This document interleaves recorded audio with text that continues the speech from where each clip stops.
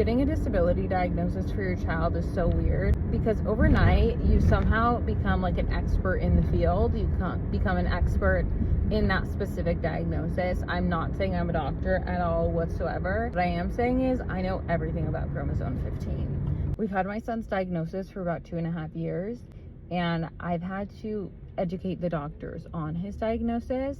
But literally, like, the day we got his diagnosis, I was like researching like crazy. I like swear to God didn't sleep, and I was very accepting of his disability.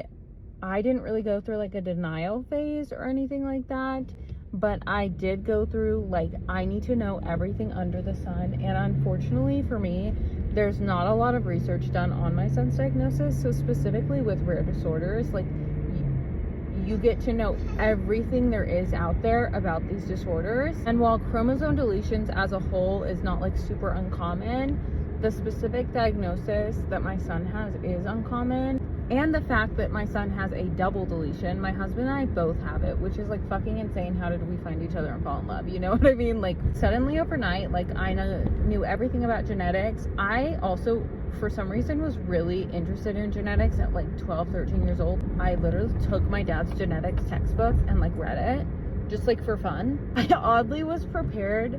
A part of me feels like that was like divine intervention of like preparing me for this.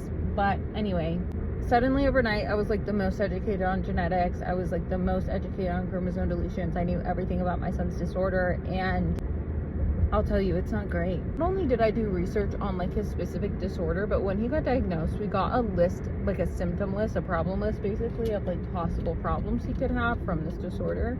And I did research on all of those symptoms like crazy.